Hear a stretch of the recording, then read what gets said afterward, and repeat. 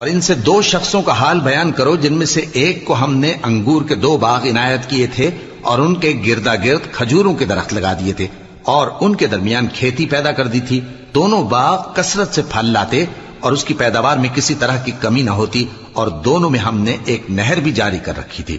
اور اس طرح اس شخص کو ان کی پیداوار ملتی رہتی تھی. تو ایک دن جبکہ وہ اپنے دوست سے باتیں کر رہا تھا کہنے لگا کہ میں تم سے مال و دولت میں بھی زیادہ ہوں اور جتھے اور جماعت کے لحاظ سے بھی زیادہ عزت والا ہوں، اور ایسی شیخیوں سے اپنے حق میں ظلم کرتا ہوا اپنے باغ میں داخل ہوا.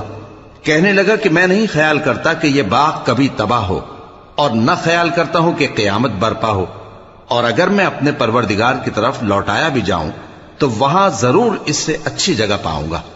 تو اس کا دوست جو اس سے گفتگو کر رہا تھا کہنے لگا کہ کیا تم اس ذات سے کفر کرتے ہو جس نے تم کو مٹی سے پیدا کیا، پھر نطفے سے، پھر تمہیں پورا آدمی بنایا؟ مگر میں تو یہ کہتا ہوں کہ اللہ ہی میرا پروردگار ہے اور میں اپنے پروردگار کے ساتھ کسی کو شریک نہیں کرتا. اور جب تم اپنے باغ میں داخل ہوئے تو تم نے ما شاء اللہ لا قوت الا باللہ کیوں نہ کہا؟ اگر تم مجھے مال و اولاد میں اپنے سے کمتر دیکھتے ہو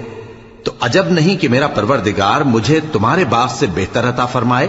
اور تمہارے اس باغ پر آسمان سے آفت بھیج دے تو وہ صاف میدان ہو جائے، یا اس باغ کی نہر کا پانی گہرائی میں اتر جائے تو پھر تم اسے تلاش نہ کر سکو، اور اس کے میووں کو عذاب نے آ گھیرا اور وہ اپنی چھتریوں پر گر کر رہ گیا. تو جو مال اس نے اس پر خرچ کیا تھا اس پر حسرت سے ہاتھ ملنے لگا اور کہنے لگا کہ کاش میں اپنے پروردگار کے ساتھ کسی کو شریک نہ بناتا. اس وقت اللہ کے سوا کوئی جماعت اس کی مددگار نہ ہوئی اور نہ وہ بدلہ لے سکا.